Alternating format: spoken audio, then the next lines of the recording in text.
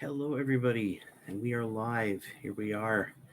I called this one Saturday Night Live because we're live, and it's Saturday night. Anyways, how's everybody doing? Hopefully, you guys are seeing this. Did a test stream. God, last weekend I think it was. Decided Saturday night was the night we're gonna do it. My lighting still sucks, but hey, we're working on it. I got some my paints in front of me here. We're going to do a little bit of painting. Not the painting I want to be doing, but the painting we are doing because some of my specific blues are dry. So I'm waiting for new ones to come in on this week, Tuesday. I think it's supposed to be a whole bunch of new paints, including my Astro Granite Technical, which is pretty much empty. I've been using it to rebase all my miniatures. So hopefully you guys are seeing this. We'll see what happens.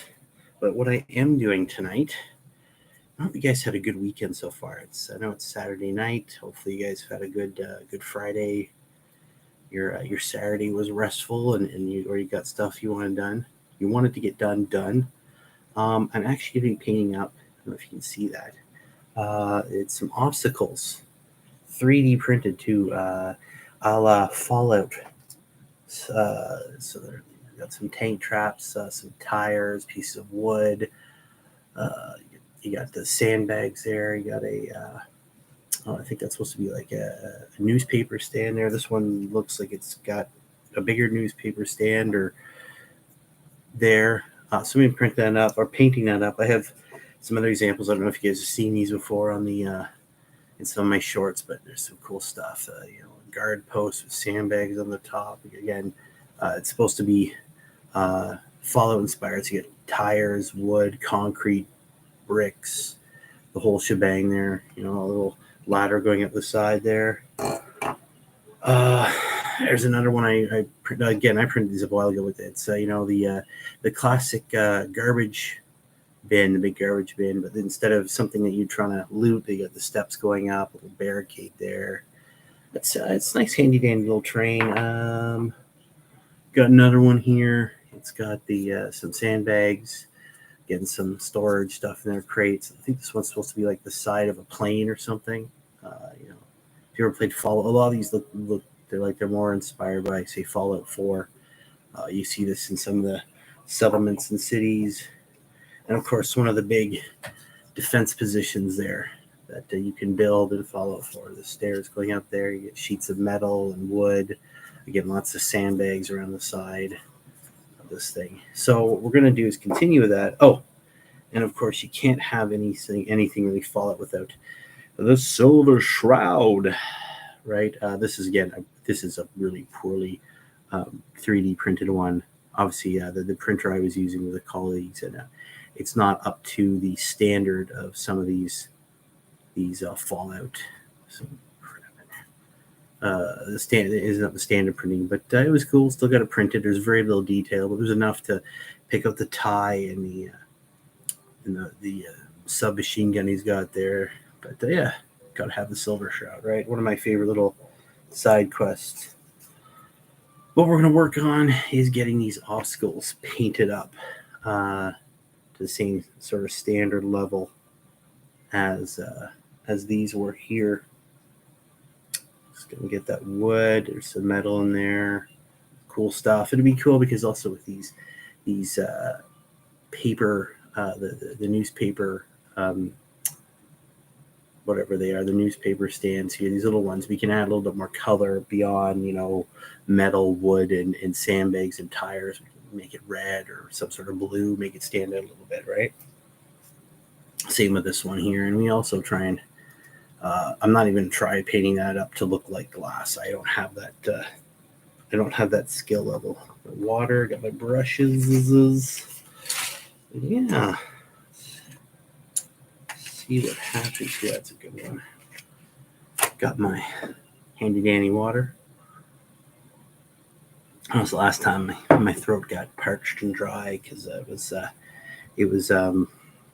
lots of talking and not a lot of of drinking. Mouth is dry afterwards. A little bit of that, halitosis going on. Yes, not nice. Not nice at all. All right, so we'll get the phone out here. I'm just gonna see what's going on here. What is going on? I'll save that particular one for later. All right. Lots of cool stuff.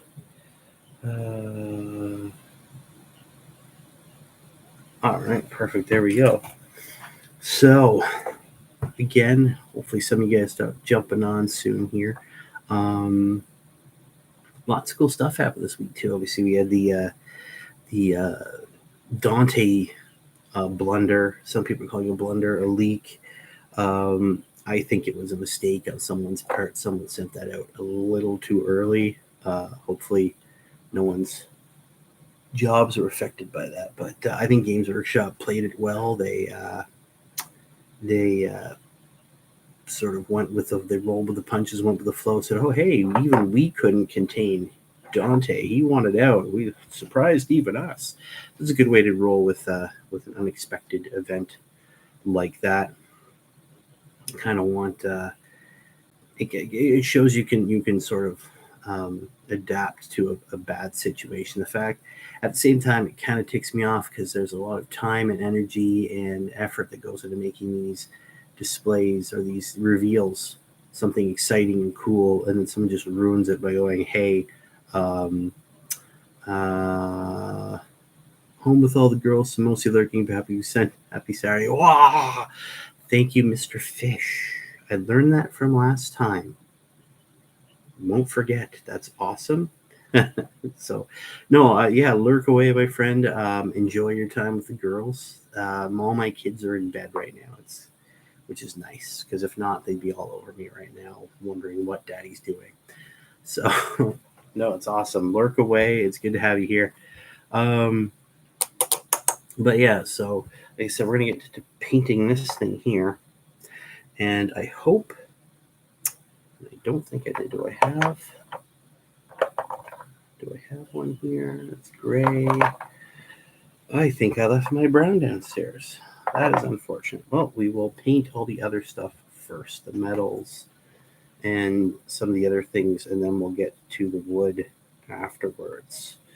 So the big deal right now is figuring out when I'm going to paint these. I'm going to paint these newsstands. And the cool thing is, this is why I always like checking the internet. So I'm going to do this live right here. Let me get my phone. And I'll put paper. Boxes. And oh, look at that. We got reds, blues, greens, the whole shebang. What stands out nicely on a table?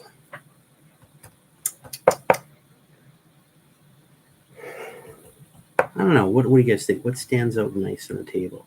I mean, you kind of want something that's a little bit different, shows off a little bit more color. Could go for red. You could go, got a nice hot turquoise here. That could be good. We'll try that out. Shake that up a bit. Gotta shake your paints. It's an old school thing. You know, I'm old school. I've been doing this for a long time. All right. Let's get this out here. Get some of that out there. A little bit of the H2O. Thin it down just a little bit. Like Mr. Two Thin Coats there says. That's people joke about that, but that's the classic way of doing it. Two thin coats. It's how we used to do it. It's how America did it. It works enough. Turquoise rules. Yes, thank you. It does. It does rule. It's a good color. So we're gonna get this on here. But yeah, no, it was an interesting week. Some more reveals. Lots of cool stuff. Vashtor's out there now. Thin coats over thick coats. Absolutely. One of the things that we were trying to teach people when we were giving painting lessons back in the day was to thin the paints down a little bit with water. almost the consistency of like milk. So it's thicker than water, and that always seemed to work really well for me when I was. Can't wait for Adepticon reveals. Neither can I. I think they're gonna be great. Obviously, some of them have been slightly spoiled thanks to that unintentional. And I say it's unintentional because I really don't think Games Workshop meant for that to come out at all. Reveal of Dante, although he looks fantastic. I don't think that was their intention, but hopefully with all the other stuff, hopefully we'll see what's going to happen with 10th edition. I'm excited to hear where that's going, see what's happening. We know it's Space Marines and NIDS. Mostly going to be Ultramarines and NIDS, just going by the colors we've seen in some images. It looks like an Ultramarine Terminator. Again, they are the poster boys. We'll see what happens. We'll see if they upgrade, give tier the. Well, we know there's going to be new Tyranid stuff, but give the Terminators any sort of new upgrades. I think of all the firstborn units, they're the only one that probably will not get a full replacement. Right, there won't be a unit that. I don't like the head for Dante, but I want Primaris Terminus. Did you ever find out what? Oh, who took my dice? No. I want Primaris. I don't know if we'll ever see Primaris Terminators, because Terminator armor is supposed to be this ancient and rare artifact that even with all the new stuff, I can see tactical squads being replaced. I can see hello, Funkin' Hungry, how you doing? You know me too well. Yeah, I do. With everything else being replaced by a Primaris unit, I don't think Terminator is going to be replaced, because that is they're seen as such hallowed artifacts by the chapters, and they're already flipping amazing. With I think they have 3 wounds each. I don't run Terminators very often, but I mean they're pretty cool. They're veterans, so I don't see them getting replaced anytime soon. Like all the other units, I could see them replacing Assault Marines with some sort of Primaris assault unit. They've started replacing the Devastator squads. The Tactical Marines have been replaced with, intercessors of various kinds. So, 3 likes or 3 accounts. Well, thank you, sir.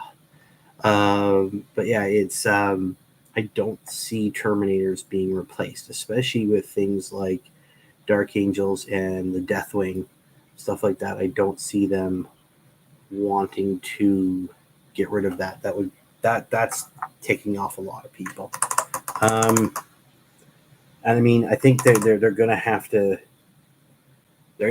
be careful, because if you look at what happened, especially with the rumors of 10th going on right now, where there's rumors of toughness going away, like they did in Age of Sigmar. The rules being streamlined, like they were with Age of Sigmar, stuff like that. When that happened, there was a pretty big shift for fantasy. I remember I was there when it happened. I was there when we were doing the end time stuff, and that was pretty big. There were a lot of people who didn't like fantasy at that point. They want to go back a few editions. They didn't like a lot of the way, the rules had changed, and Games Workshop added in things like if 10th happens with DA, Dark Angels Knits, I'm going to do Fallen and Bugs. That'd be cool. Hey kids, it's not Binky the Clown. Hey Binky, Red Green, what's up, man? Thank you for coming.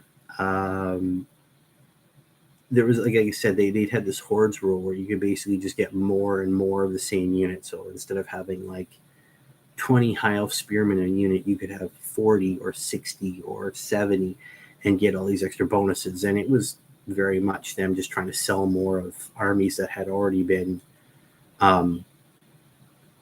bought. People didn't want more units, right? They wanted better rules, and I mean that was a general complaint. And when they did the end times, obviously adding these new spells, some new characters, it did really shake things up for a bit. And then when they blew everything up and came back with the Age of Sigmar, there was, again, a lot of people were upset because it was a completely different game. It was cool that they put out those free army lists, very basic. Here's your army. There was no fluff. There was no story. It was just so you could keep playing the game with the basic rules and basic armies until stuff came out, because it was a good. There was a couple months there that was literally just, I don't know, 3, 4, 5 months. When there was literally just nothing. You knew that the world was blown up, that Sigmar had flown off into space on the core of what was the old world into the void, and that was it. So I like Warhammer fans will not play Yeah. Again, a lot of people, you don't need to say sorry for that, man. A lot of people don't want to play Age of Sigmar, which is cool. Again, from a perspective of someone who worked there, it was absolutely, totally needed. You can only go on for so long going, it's the end times, it's the end times, it's the end times, it's the end times. Look at how bad it is. Empire crumbling, Bretonnia's collapsing, chaos everywhere before people go, okay, fine, can you just end it already? And it had been around for a long, long time. And you can add some new armies. That was the thing. They didn't even add anything. They added new units to armies. But if you go back, they really didn't add anything new maybe Ogre Kingdoms, but they didn't add anything new for a very, very, very, very long time. And I remember when the Ogre Kingdoms came out in the early 2000s. There were ogres before, but again, they just added units. They pushed the story ahead. They obviously, everybody got new models over the years, but it was basically the same armies forever. They've been more dynamic with 40K in the last 5-6 years than they were in Warhammer Fantasy for decades. I mean, the Bretonnians didn't even get a new book before the end. They were still several editions back before they got anything new. And they still don't. I mean, the newest Bretonnian thing you're going to see is in the Warhammer the Old World. That's saying something. I mean, the end times had a whole bunch of great twists. Sigmar coming back. Everybody getting powered up to an extent. Everybody getting these super levels, super spells. People dying. People jumping through dimensions. The lizard men taking off in their space pyramids. Just lots of stuff, betrayals and backstabbing everywhere, chaos gods disappearing. It was crazy. It was absolutely crazy, but it needed to happen. And of course, they've people I think have warmed up to. Not everyone, obviously, but a lot of people have warmed up to Age of Sigmar, and it's a good game. It's a brand new setting. It's a lot of the same stuff is still there. Yeah, the Bretonnian Knights did look incredible. They were a great list. That was one of the cool ones. You finding out that the Green Knight was Gilles Le Breton, the founder of Bretonnia, and I liked how they brought back some of these founders. Of course, Karl Franz, the Emperor of the Empire, being stricken down and then coming back as Sigmar reborn. Right, it was really cool to have basically Sigmar on the tabletop for just a little while. But yeah, there's a whole bunch of crazy stuff. Hopefully, I'm hoping that with this Warhammer the Old World, they can maybe win back some of these fans, because I think it's going to be, hopefully they learn their lessons from the mistakes they made with the later editions and then can make it fun again, the rank and file. There was something cool about just having this rank and file everywhere. Return Knights is cool. Yeah, when I got back in the hobby, I was a bit reluctant with Age of Sigmar, but I love it now. Again, yeah, that's perfect. May like the rank and square bases, rank and file. It's cool. Like you were saying, it was give so much room to play and create new things. Yeah, well, that's square bases struggling. I don't know. Square bases had their place, and I know they finally replaced them all. I mean, I still have I have a unit of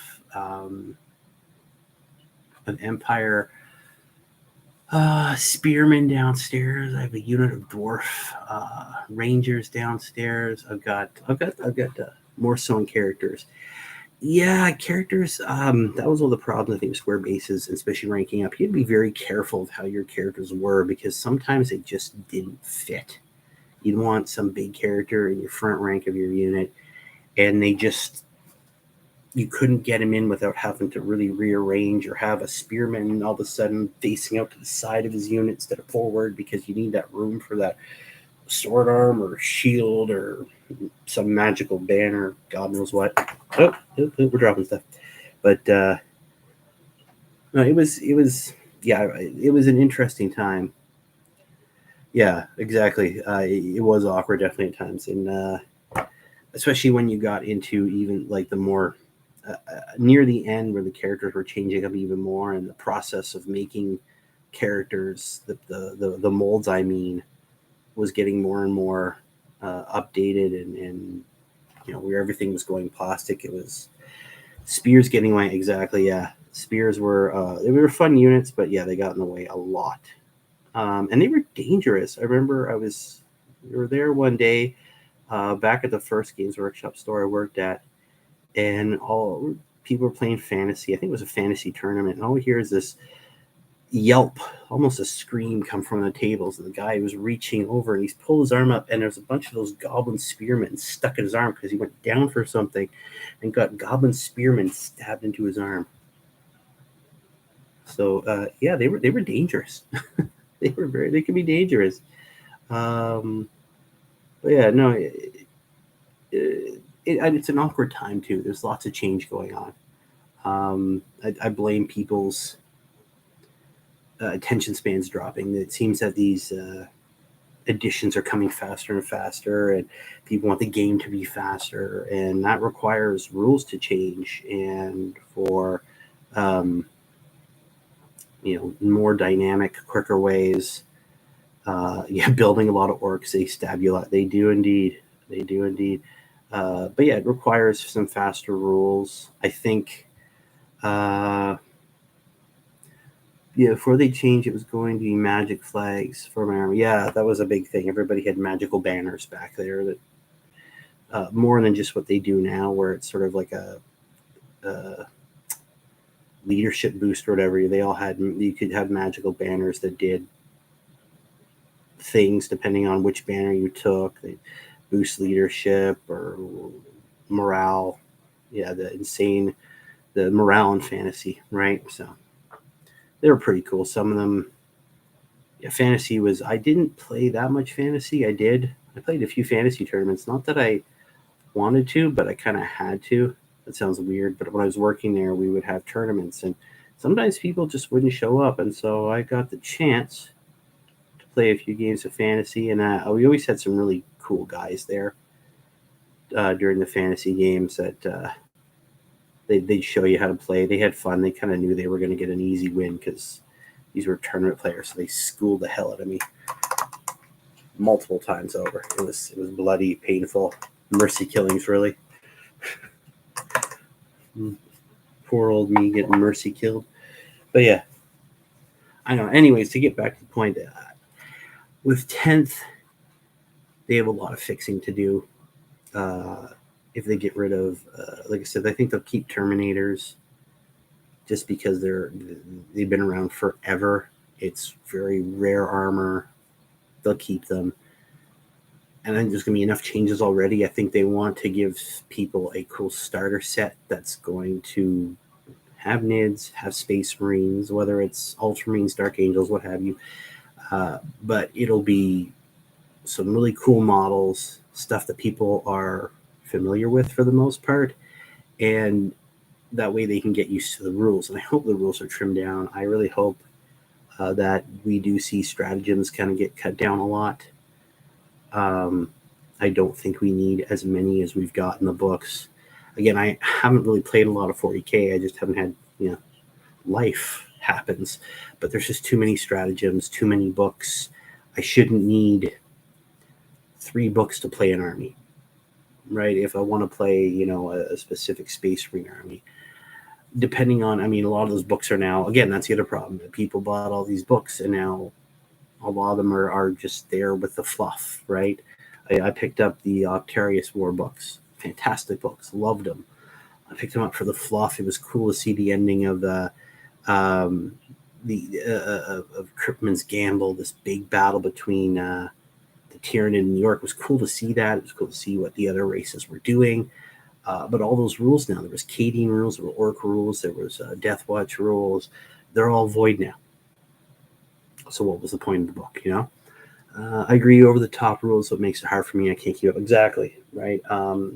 It's kind of gone on to like a living rule book where you have FAQs and chapter approved and the meta watches and all this stuff. So it's changing, constantly changing. We had Armor of Contempt, now we don't. Bolter rules changes, this rules, that rules. It can be a daunting process. I think if they compare, and again, back to having, like, I shouldn't need a Space Marine Codex and then an Ultramarine supplement, right? I think they need to go back to one book. You shouldn't, if you want to play Space Wolves, you shouldn't need a Space Wolf supplement or Space Wolf Codex, and then, you know, the main book. It's kind of how they did it way back in third. I remember when third came out. It was it was a massive change from second. But you had, and again, the codexes were a lot smaller. They were like the size of magazines. White Dwarfs now are thicker than those old codexes. And you had a Space Marine Codex and you had a Space Wolf Codex. If you want to play them, you had two. But again, they were both of them on top of each other were half the size of a White Dwarf. So you weren't carrying around that much. Same with Dark Angels or Blood Angels or whatever. Now, I mean, you're carrying around a book this thick and then another book that thick, and then you have all these FAQs and all. It's a bit much. It's a bit much for, I think, anybody, and it's something I think they desperately need to tone down. I go back to, what was it? Back in third, they came up with, or even fourth, was Cities of Death, which was sort of their urban warfare thing, and it had all it was actually more along the lines of what they have with the Arcs of Omen boarding actions, right? Where you have little tweaks to the rules without actually having a completely new set of rules, which is nice. And, you know, you have your own little things in there, right? The Cities of Death is the same thing. Little tweaks here because they didn't have standardized terrain at that point like they do now. So little tweaks here and there for things like flamethrowers and blasts and difficult terrain. But it came with a listing of, for lack of a word, stratagems. Then there were little things you do, like having extra defenses or being able to sneak through sewers. And everybody could use them.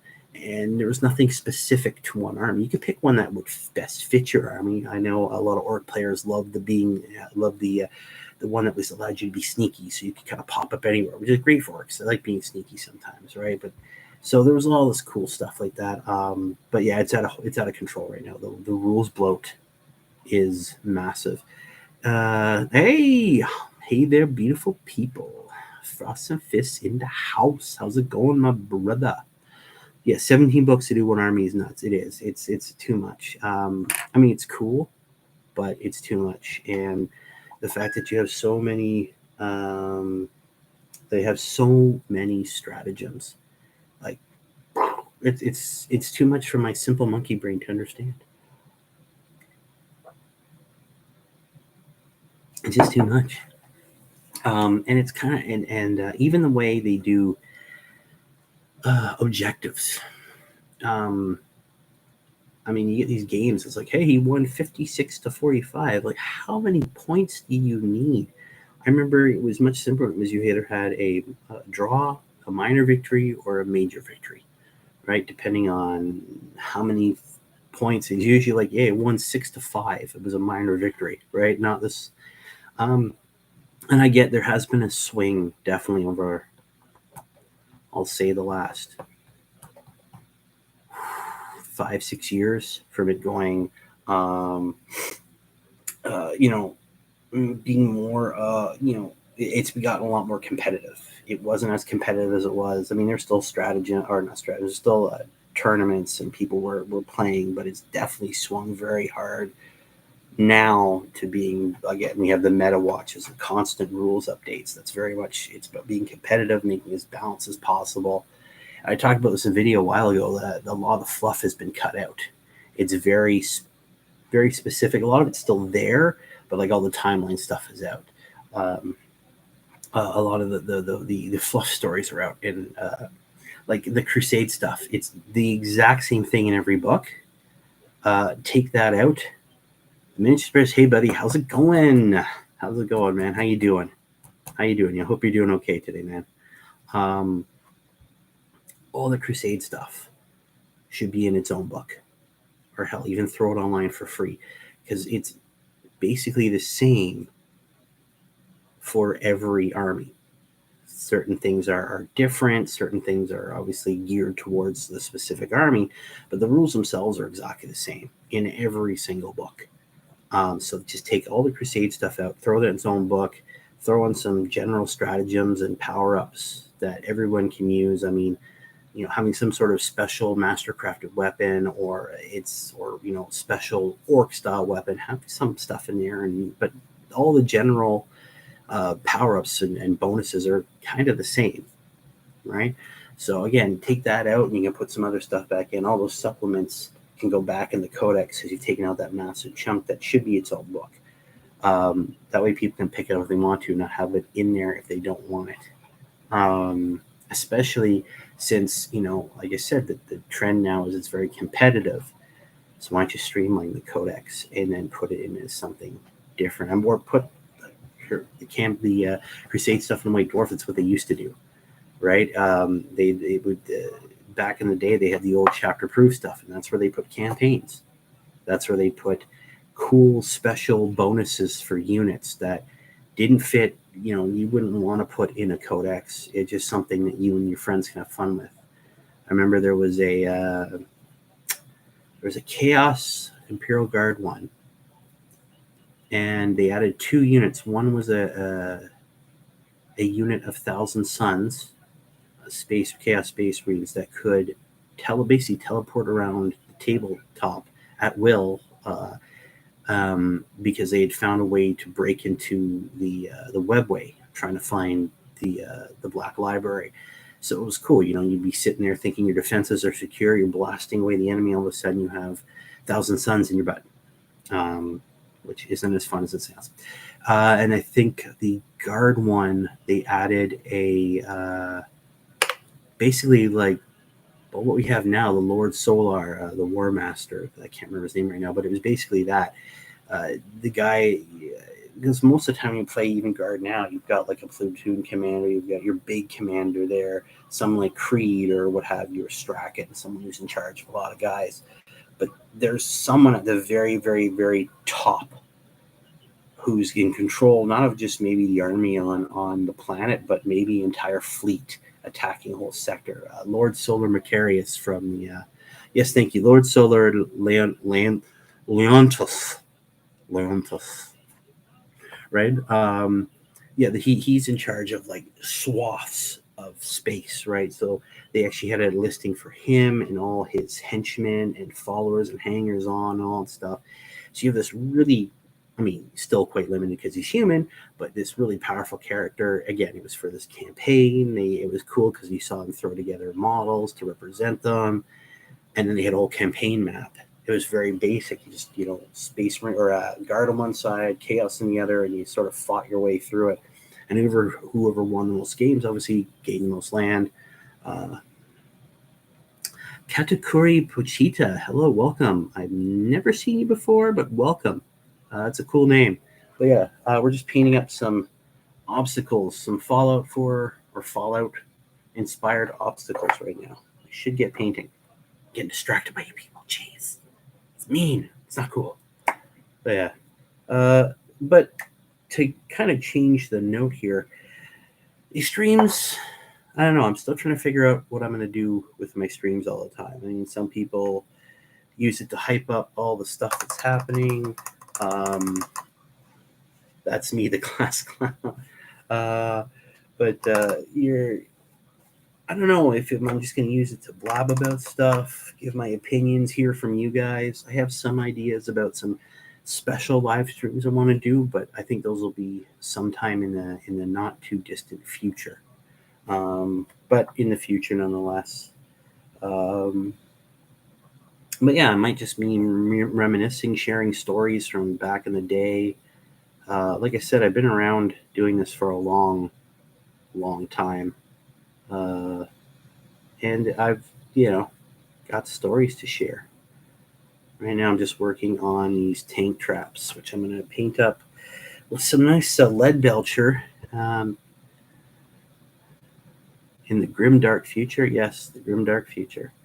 Well, I mean, like it's Fallout inspired, but you can use it for whatever you want. I mean, I'm sure Imperial planets have newspapers too, and some way to dispense them. We still have newspapers now. Um, what's your opinion on exotic body litter? Me just touching a paint job on 2 guard girls this time. Cool, that's awesome. Keely's developed a hobby hurricane. That's cool, good.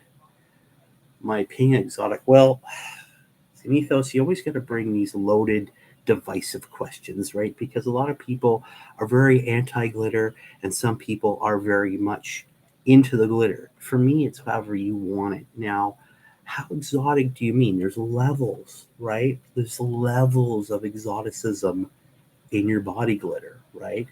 Now, again, how much do you use? What's the color? Just go with your skin tone. These are all important questions. Let's see. Nice read. I've been painting a bunch of ladies for my guard. Hey, man, ladies in the guard, they're there. I mean, Ursula Creed, she is the lady now. I thought that was a cool little development, anyways. Building 3 different chapters now. First, fists, subjugators, and wolves. Nice. New Mando episode. The newspaper looked like a tablet. Glitter is way too messy. Yeah, I know. I mean, yeah. I don't know. I like it because it's cool. Conscious on the whole, having got a budget. So if I can get some terrain that's 3D printed, doesn't cost me anything other than some time, and I can use it for multiple games. Because I have been looking at maybe getting into the Fallout Wasteland Warfare game. Because why not, right? I don't want to set the world on fire, right? Yeah, why not try it out? But it's something I'd want to go for. Glitter's way too messy. A week later, find it somewhere. Yeah, you'll find some on you. Yeah, no. Again, there's the cleanup stuff for glitter too, right? How much time do you really want to put into getting the body glitter and then having to clean up? And now, like you say, you fall down, let the galaxy burn. Jeez, I know where your loyalties lie. I'm gonna be watching you, Mr. Paintbrush. I'm gonna be watching you. Let the galaxy burn. That's kind of heretical there, okay? And just let it be known, this is a pro-imperial channel. Duh. All right. So careful, dude. Okay. This is yeah. Just careful. I think I want to do bugs. Yeah, bugs.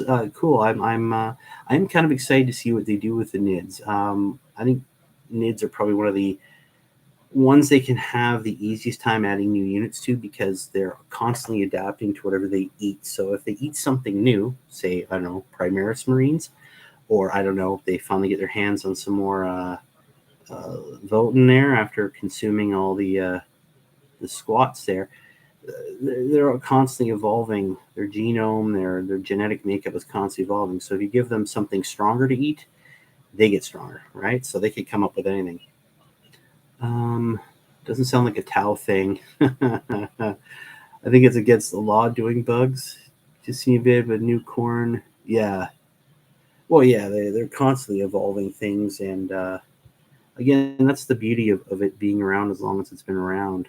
40K. It's evolved from monopose metal models to a lot of monopose plastic models. But the detailing and the stuff they can do is worlds away from what it was even a decade ago. I remember like when the Horus Heresy books first came out, I mean, they were fantastic books, but if someone had told me, one, we'd see a Horus Heresy game where you got to play as with the Primarchs, or even that some of them will be back now in 40K, I would have laughed at you. There's no way you're gonna put Primarchs in. They're gonna be gods on the tabletop, right? What happened to your knights, Hellchild? Yeah, Hellchild. What happened to your knights, man? Like, what's going on? Come on, man, tell us. The new Dante's really growing. I mean, he looks really cool. He's got his tactical rock like they all do now. What do you think of Rumored Blood Angels versus Nids? Why not? It was a no motivation. I'm sorry, Hellchild, man. Hopefully you get that back. Hopefully this will give you the motivation. I mean, if it's Blood Angels or Nids, that's great. I mean, it was a massive part of their storyline leading up to Guilliman coming back and going, hey, Dante, you can't die yet. I need you to rule over this chunk of the Imperium for me.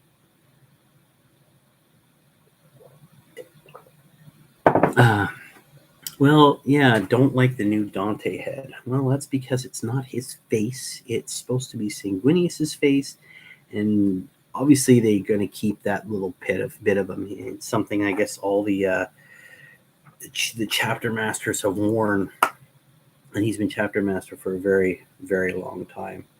I think there is something about, there's a mystery to not knowing what he looks like. We kind of don't know what everybody else looks like, right? Whether, because most of the other chapter masters, except for maybe like Pedro Cantor, who's still wearing a helmet, but most every other character we know what they look like. Grimaldus, we don't know what he looks like, but most of them. So the fact that you have a chapter master who, for the longest time, you don't know what he looks like. He obviously, with the way that Space Marines are made when they are, or the way they used to, I mean, it's changed over the years, is Marines sort of, when they get turned in from being a standard human to being a Marine, the genetic makeup sort of, other than the physical changes to the body, the muscles growing dense, the bones turning to pretty much steel, all that stuff, their physical attributes change so they actually look a lot like their old Primarch. There's one of the Horus Heresy books, I think it's the first one, where you see the sons of Horus attacking like the walls, and everybody looks the same because they all look like Horus. Of course, it's changed over the years as you get further and further away, but so yeah. Fan face mask, helmet's name is Sanguinary, so mine will be getting head swap. Dante's cool, but it's not tempting me to collect Angels. That's cool. I mean, that's why they put out so many different models. There's going to be something that's going to make you go, ooh, I want to do that. Whether it's Blood Angels or, apparently you're falling to chaos. Like right in front of us. It's a little jarring. I'm going to say I might need therapy for this. But, yeah, that's why they make so many models. But yeah, no, but back to what I was saying there, you guys keep interrupting me. So rude. I'm not really sure exactly what all these streams are going to be about. I kind of hope that I can sort of figure that out. It's still I'm still learning. It's still a work in progress. I got lots of different things I got to work on. You go insane when you play Chaos from painting all the trim. Yeah. I have lots of Chaos Armies on sprues. Nice. We all know the piles and piles of opportunity that are just sitting there in sprues, unpainted, calling to us from the darkness. Like I was saying, I got lots of things I got to improve. I got lighting to improve. I got to find a better place to sit and paint and talk to you wonderful people. I got to learn how to paint and talk at the same time. That's going to be a new skill. That way I'm not interrupting myself or losing my train of thought while trying to regale you with old stories of the past. But yeah, that's coming along. That's a silver done at least. So there we go. So far we've got one of the newspaper stands done. We got some of the tank traps or barricades done there. That's one. And then we're going to do the same on this one. And then we can do some dry brushing on these tires because they don't need a lot of detail. I love painting Chaos. That looks cool. Great job. Thanks, man. Chaos has come a long way. The models, the new Karn looks great. Angron looks fantastic. All the new chosen for Khorne, even their sort of mortal retainers, their cultists all look fantastic. Again, the things they can do with models that, God, when I first started, you would have told me, I would have laughed out loud because they'll never do that. They said to see Primarchs, they would never ever do that. No, they're not gonna have Primarchs. No, I was wrong. We have 4 of them now. If rumors are believed, they may have the Lion back soon. I don't know. It's really I don't know. Again, it's going back to the Age of Sigmar thing. It's one thing to blow up a planet. It's another thing to blow up an entire galaxy. I don't know if they'll ever do that. The problem is when they did the whole old world thing in fantasy and blew it up, it was taking out a single planet. And while there's lots of armies on the planet, in order to do the same thing with 40k, you're having to eradicate armies slowly, which I guess they could do. They could blow up Fenris, they could blow up Bale, they could blow up Ultramar, they could blow up, the Rock could get completely annihilated. It looks like it attacked but survived, but it could get completely annihilated. They could destroy every single Space Marine homeworld and have all the Marines hightail it back to Terra for one final stand, I guess. There's lots of little hints I think they've been dropping over the years where they want to go. And I think, if I were designing it, my end goal would be to have the Imperium of Man fall. If Dunads, I want to do an Aliens theme. So hey, why not, man? Aliens. That was. I think that was definitely the inspiration. Fenris will never die. The Wolves are clones of Chuck Norris. Well, duh. Come on, yeah. If you didn't know that, come on. But yeah, I think the way to really sort of do a hard reset is have chapter plan after chapter plan either fall or in the Marines, the entire Imperium pushed back to Terra. Have a fated last stand. Most definitely between the Imperium and Chaos. That's the big driving force behind everything. This long war, and have it come down to a big battle between and have characters die off. Obviously, certain characters, they made Primaris now. They'll be around for years. They're going to want to get their money's worth out of them, but have characters get killed off. Have the warp turn the whole thing inside out, might as well. But I think the end goal is to bring the Emperor back. Because obviously there was warp travel before the Astronomicon was lit up. I think that's the end goal, is to bring him back. They even talked about the books, the fluff books there. The Emperor pouring his energy through Guilliman to bring him back to life first off, and then send a psychic kick to the Nards to Nurgle, hurt Nurgle, damage Nurgle's guard, and drive off the Chaos forces, and then have Guilliman going, we gotta find a way to bring him back. The other stories with there's a clean and untainted clone of Fulgrim out there somewhere. That's huge, right? The fact that there's a clone of the Fulgrims out there somewhere, we know this. The tainted, twisted, evil side of Fulgrim. The Demon Prince is out there. Demon Primarch is out there. But there's also I think he's with Transcend the Infinite, I believe. Correct me if I'm wrong, but he's out there with him somewhere. There is a clone of Fulgrim that isn't tainted, that feels bad for what he's learned about. So there might be something within all these stories and plot lines that leading to eventually the Emperor returning. I mean, that would be an epic model first off, and then obviously some way of bringing back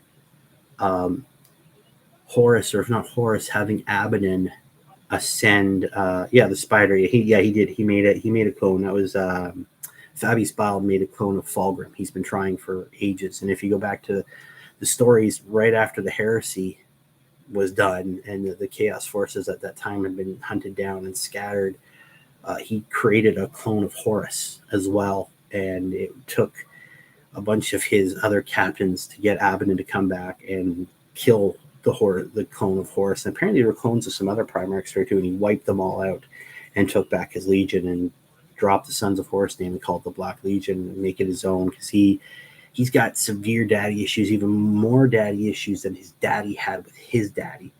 It's just like, this is like, a fourth wall break in the fourth wall. It's like 16 walls. It's like 16 daddy issues, right? Yeah, I think so. Thanks, Mythos. Yeah, I think he's with him, right? He was able to get him away. Transient's been weird because he's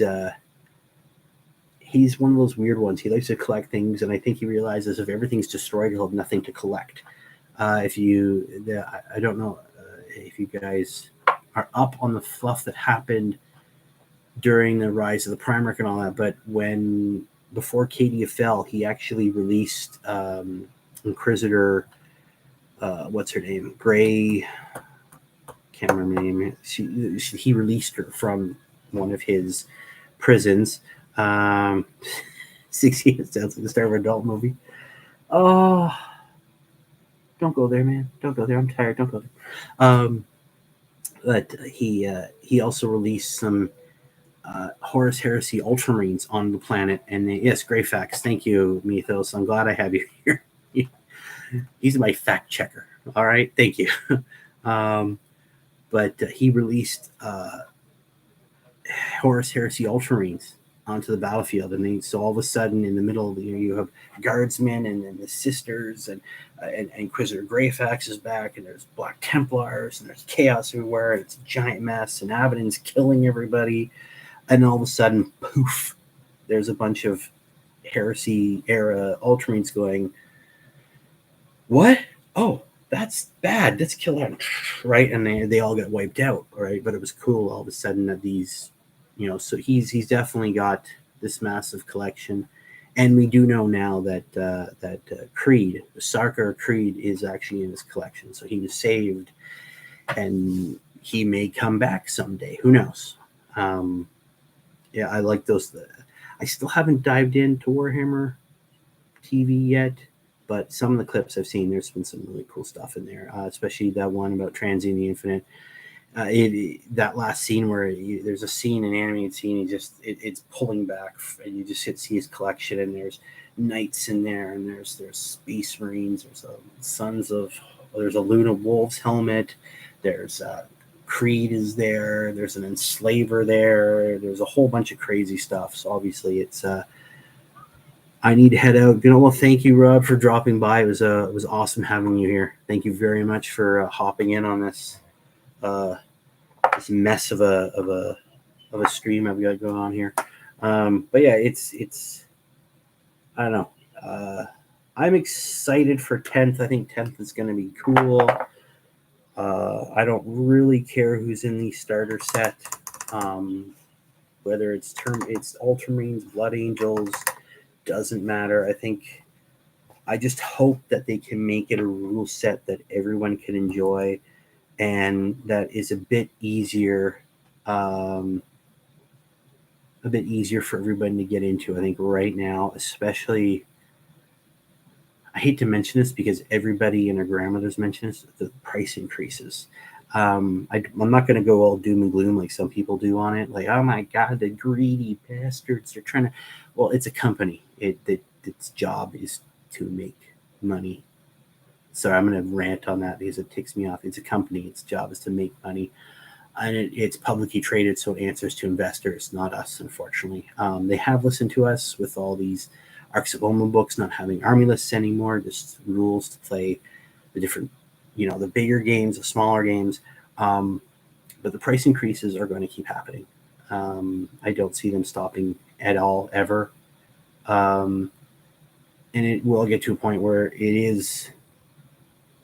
that will become a problem. That will be a definite roadblock to people getting into games. So they need to make starter sets that are affordable, and they need to make rules that are easy to get into. Because if you have way too many obstacles to get in the game, whether it be price or difficult rules or over the top rules, people will stop playing, and that's not good. People will stop collecting, and Games Workshop doesn't want that. So hopefully 10th will give us an easier rule set. If they get rid of, I don't know. We'll see.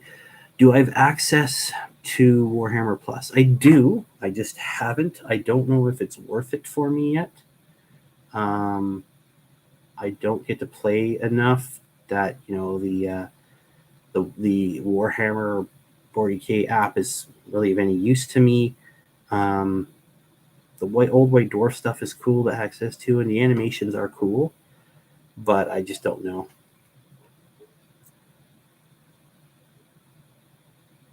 Wish you could buy some stock. Wish you could buy, but here in US you can't. Yeah, I'm not sure what their stock purchasing options are like.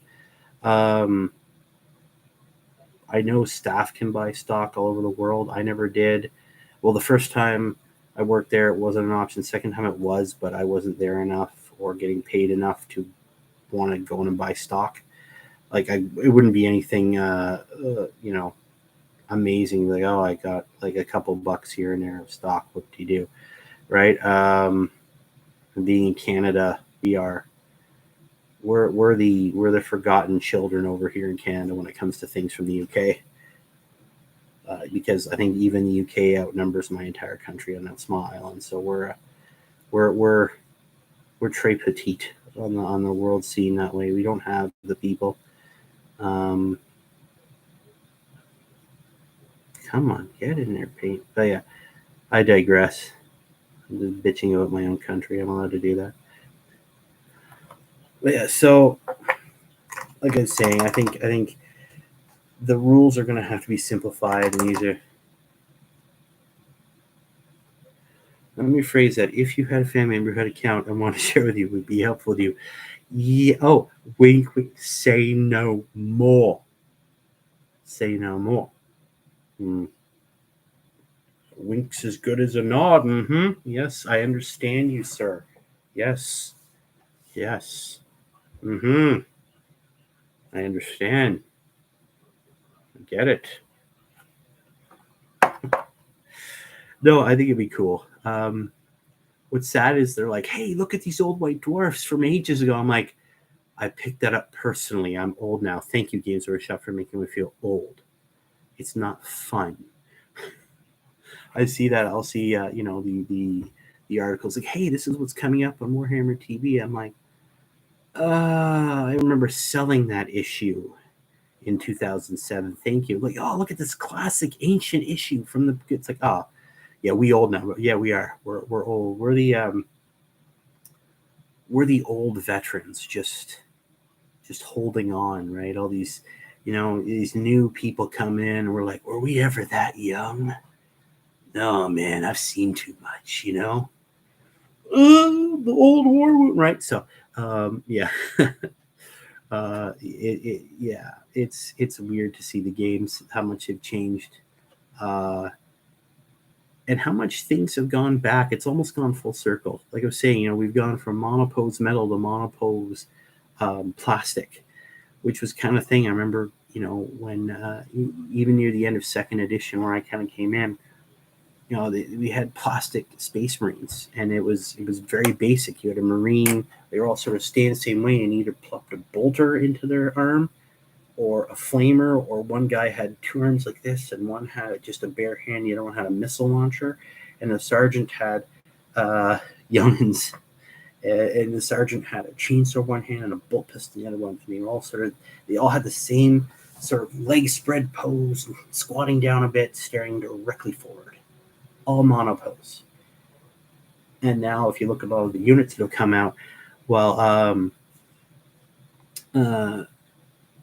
obviously they're in different poses, but if you look at a lot of them, things like they're all sort of stuck in the same pose anyways. Right now they're sort of armed different ways, and they've got arms and guns and a bit more dynamic, but they're all still mono pose.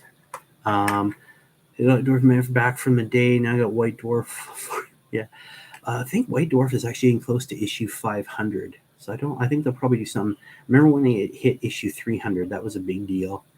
I actually have two copies. That one I read and one I've kept in sort of pristine condition because I'm a bit of a collector that way. It goes back to my comic book collecting stuff. But that was a crazy one. That was a really cool issue. If you've not seen that one, try and find it somewhere. It had the movie Space Marine list in it. I have double digit white. Oh, don't say that, man. Oh, I have a few of those. That makes me feel old. Like, man, why you make me feel so old? Why you gotta play me like that, man? But yeah, no, yeah, I was just looking. It's like 480 something now, issue 480 something. So it's getting up there. It's been around for a while, and it's gone through. It went through its own weird changes too.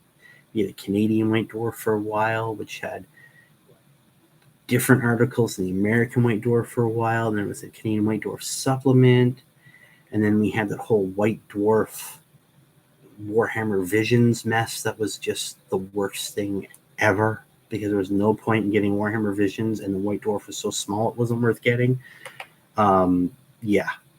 Yeah, the first White Dwarf starts on. Actually, no, that is not true, Red Green. White Dwarf was around for a lot longer. That it didn't.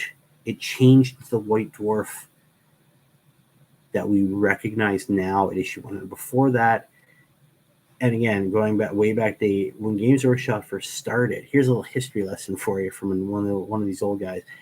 It didn't have games the way that they do now. They were building scenarios for things like Dungeons and Dragons. They were building miniatures for things like Dungeons and Dragons. Right? Yes, but mine I start at 100. Okay, I see what you're saying. But yeah, it built its own scenarios, and one of the first things it did was its own Warhammer Fantasy. But even that was more like a role playing game or a skirmish game than the fantasy game that we got used to.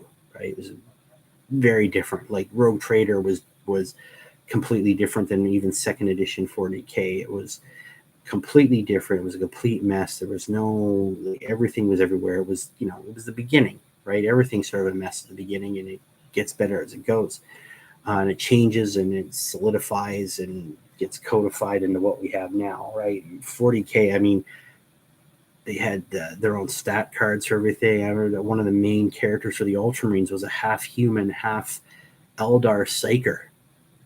Yeah, I have a White Dwarf with Dungeons and Dragons. Yeah, that was back in the day that before they established their own games, they were doing stuff for other people's games. The cover had film Heavy Metal. Yeah, they've done so many different things. Look up what is it? Band called Bolt Thrower. They at one point, again, this is back I think second ed, maybe early third. I think it's second though. Bolt Thrower is like this heavy metal band that had songs that were all the inspiration for them was Warhammer 40,000. I think the cover of their album was actually the cover of the Rogue Trader book. So I guess it was Rogue Trader when it first came out. But but so yeah, they had songs like World Eater. They're almost impossible to understand because it's the screamy metal stuff that I cannot figure out for the life of me. But they did crazy stuff back in the day. And that was one of those crazy things. Like it started in the guy's garage, right? Just printing. Yeah, so I mean, lots of crazy stuff in those old days. All right. Now the metal is dry, so what do I use? Do I go for Agrax or Shade or non-oil? Looking at old metal here. Maybe I'm almost out of that, but the Liquid Skill we called Seraphim Sepia because it makes everything look good. What do you guys think? Seraphim Sepia Agrax or Shade, or Nuln Oil. Both. Mix. Good Lord, man. Why would I do that? Always causing problems for me. Fine. I'll do it. Agrax and Nuln. So we'll get some Agrax in there. Come on, Agrax. Let's get in there.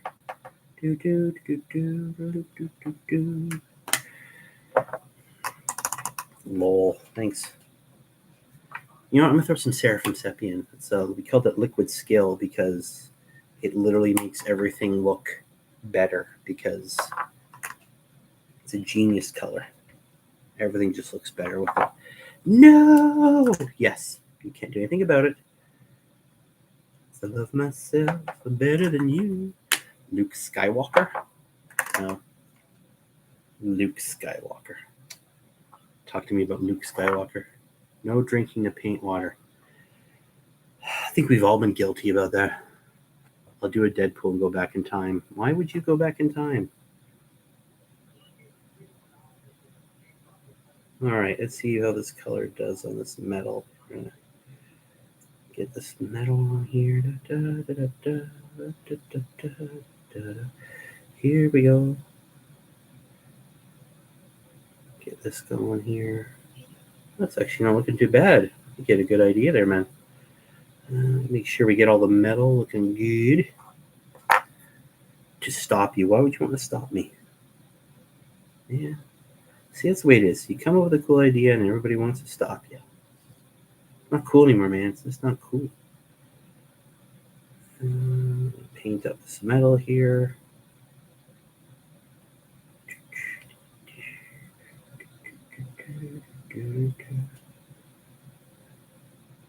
Let that dry and see how it goes. Brings up the other question. Yeah, I feel people do not know 40K that Star Wars Mad Max had a baby, and that was 40K. Yeah, 40K took from, well, God, the original fantasy in 40K took from everything. Everything there over the years within each other, from everything from Star Wars, Aliens, Predator, comic stuff, real life stuff, real life celebrities. Margaret Thatcher. If you can figure out how Margaret Thatcher fits in a 40K, you are old like me. Yeah, everything is borrowed. That's right. Everything is borrowed. Everything is everything old is new again, right? There's I mean, even down to things like the different guard armies are all just slightly cartoonish ripoffs of real armies that have existed. Obviously changed to sort of be a bit more family friendly, but yeah, there's nothing in 40K that hasn't. And that goes back to the last stream we talked about when they had that whole legal mumbo jumbo of who owns Space Marine, right? Everything. They've taken bits and pieces of different genres and then smushed it into this great dystopian insanity that we call 40K. Even with fantasy, a lot of that was based off of real mythological characters or people from history, and they just change. They just changed. Like I remember one of the old fantasy things when they went to the island of Lustria. They had Marco Colombo, right? Just a mixture of Marco Polo and Columbus. And they had a model for it. He was an explorer, and right. They just take wherever they think is cool and then twist it into their own version of, doesn't matter what it is. I think things have slightly changed now because of a lot of that legal mumbo jumbo they went through. But because things have definitely they've been taken on their own life with Age of Sigmar, and 40K's definitely changed things up. But it's still going to be there forever. They're always going to have these little bits. Again, the humor style back in the day in 40K, that was funny. If you could take something in the real world and twist it and have someone go, "Hey man, I know what that is. That's hilarious. It's a way to go, guys." It's changed now, obviously, being the big worldwide company are. It's not the same, but it's all there. And you can still see some of it to this day, right? It's a weird game, and I love it. So I think this is drying. What do you guys think? It's hard to see, but how does it look now? It's not so shiny. I think it looks pretty good.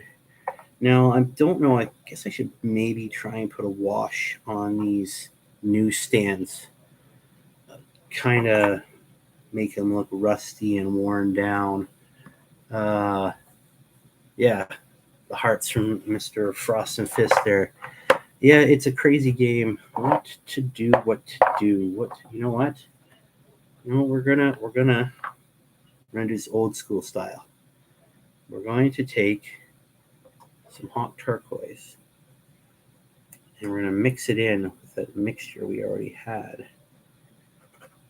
to darken down some hot turquoise. And I'll put that on there. Mixing colors, man, no one does that anymore. I've not seen a lot of people do that there. It's people don't mix the same. They don't have to anymore. The paints do it for them. It's the grumblings of an old person. I actually was challenged when I was working at Games Workshop to paint one of the Space Marine captains that they came out with for Apocalypse in the heavy metal style. So like heavy metal, they're painting. I love mixing, hence okay. So you do good. I'm glad I'm not alone.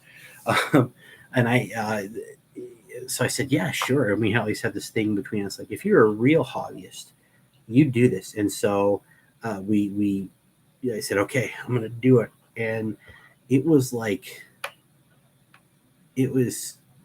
think, like 15 steps just for the Ultramarines blue armor. It was so many steps just for the armor. It was nuts. I did it. I did every single step to the best of the ability. It's probably one of the best painted models I've ever done. It took me forever. Freak he often brags he mixes most of his colors. He's just being thrifty. Hey, nothing wrong with being thrifty, man. Nothing wrong with being thrifty. But yeah, no, it was so tough, and it was a lot of like, well, base coat's going to be 2/3 this and 1/3 that, and then the next coat's going to be like, oh my god, like a full scale measuring system out there. I need 2/3 this blue and 1/3 this blue, and I need this color. This red color for this has got to be 1/3 this and 1/3. You're like, oh my god, it was crazy, but it was also insanely fun. I will never do it again. I will never, ever, ever, ever do it again. Right? One, I just don't have the time to do that anymore. Family obligations and the such, but I also just don't want to do that anymore.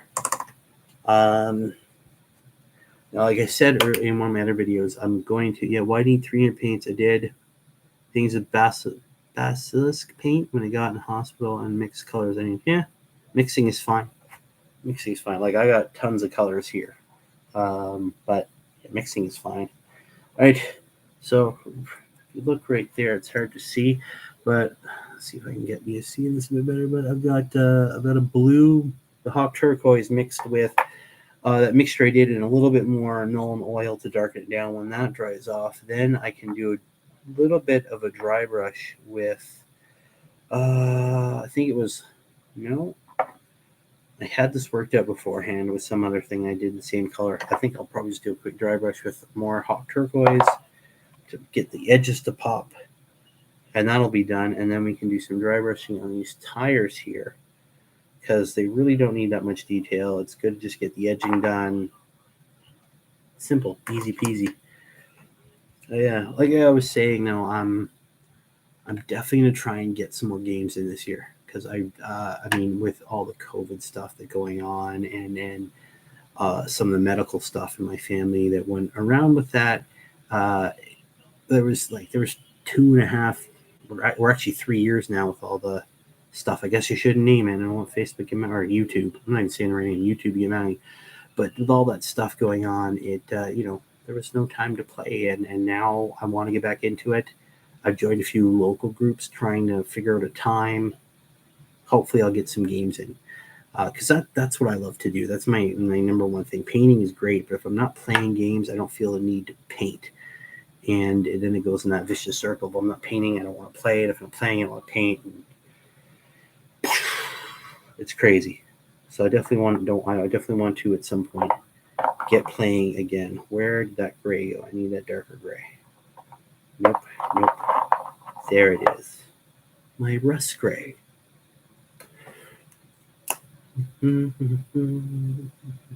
So yeah, hopefully I'll get some games in soon. Even small ones just to try out my Marines some more. I know I'm definitely rusty nowadays. They've changed so much. That's a bit of ways to go for a game, but if I'm ever in that area, I would love to have a game. In the town I live in, unfortunately, has become a bedroom community to the bigger city of Ottawa. I live near Ottawa, Ontario. There, it's a bedroom community, so lots of same come to Texas. Man, Ethos, I would love to. I'd love to go to Lancaster. I'd love to go to Texas and have some fun. That'd be great. It'd be so much fun. There's a whole bunch of people I'd love to play games against or with, but maybe one day, maybe sometime in the distant future. That yeah, you're saying my community's sort of become just a bedroom community, and there's really not a lot out here. We did have a hobby store at one point, but unfortunately, it was run by people who were not that bright, and people who probably shouldn't have been running a store, and it died a painful death that could have been avoided. Is that what I want? No, that's Stormhost Silver. Hi-ho Silver away! Alright, let's get a little bit of you. This will be the little bit of an extra dry brush here. I'm just working on the tires there. I know it's hard to see, nothing sucks, but I have started dry brushing it a bit. I'm going to go with a little bit more, and then I'm going to use some Nuln Oil to go over it. And that way it still looks black, but you can see some of the edges have been highlighted, so it looks like there's some gradient, some depth to the. It's an old trick we used to use back in the day. You dry brush a model. Still do it now. It's almost kind of like the slap chop method, but we didn't go to all these extra steps. It was literally you dry brush and then just do a wash. It was different back then. You inks and washes, so but we used to do it that way. So you'd have a it was a quick way to do models. Anyways, we're gonna put this on there. Get that on there. And there you go. When that dries, we should have some nice looking tires that look like there's light hitting the raised edges or whatever tread or grit is on them at this point after sitting there in a barricade, but it'll look cool. And those look like they're almost dry enough. I can do a bit of a dry brush on that. Convince your school to take a trip to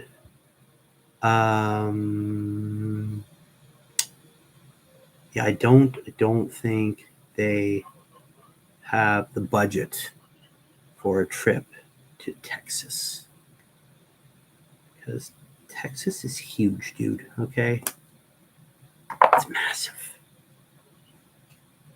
Everything's big in Texas. Freaking Texas. They're you and stuff. Actually, where have I been in the States? I've been to, well, obviously I've been in New York State. I've been to Boston. Been to Washington, D.C. Been to Florida. Been to North and South Carolina. South Carolina was very scary. Washington, D.C., I got pooped on by a bird.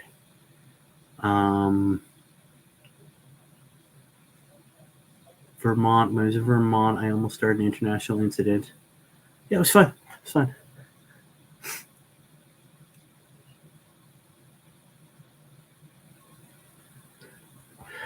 Yeah. Yeah, I almost got in trouble in Vermont because I disagreed with their view on American history.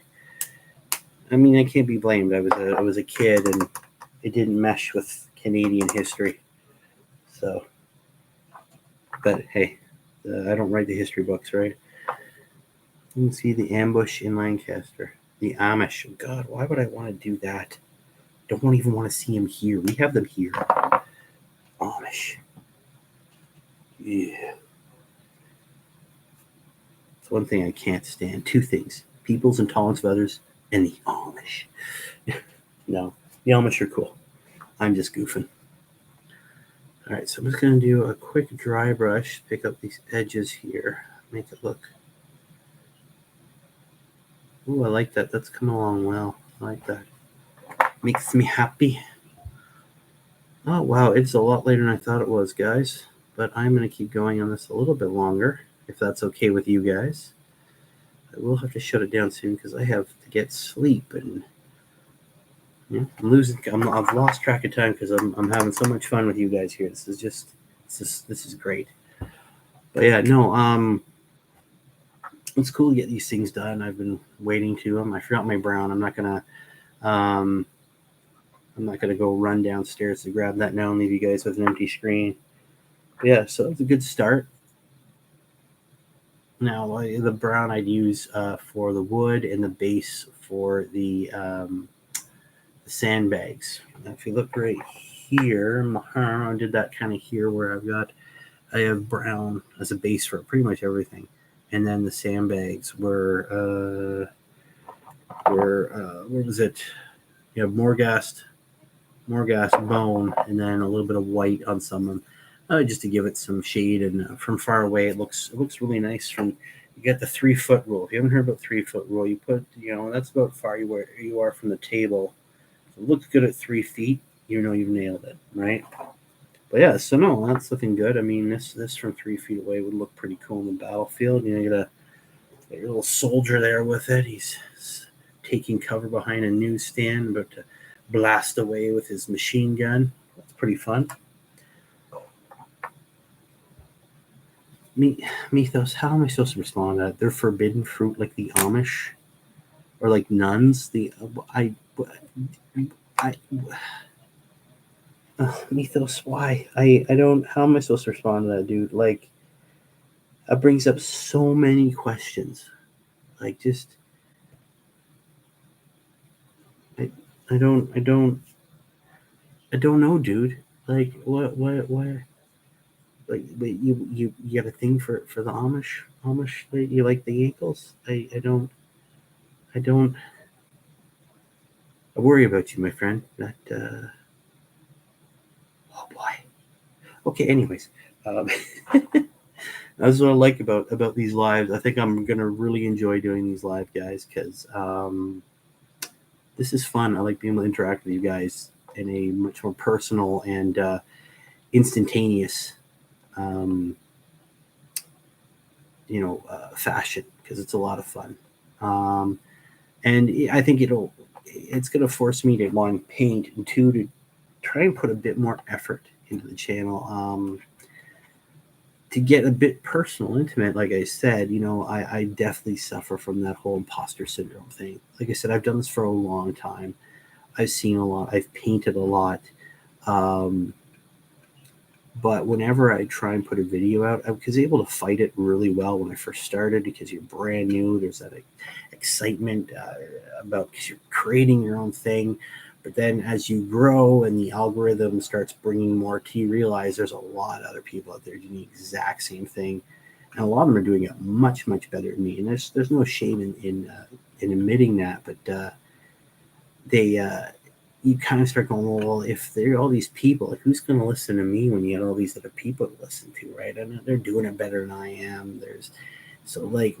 But this will hopefully allow me to obviously connect with you guys better, and hopefully get me over that, and I can start putting a bit more effort into making this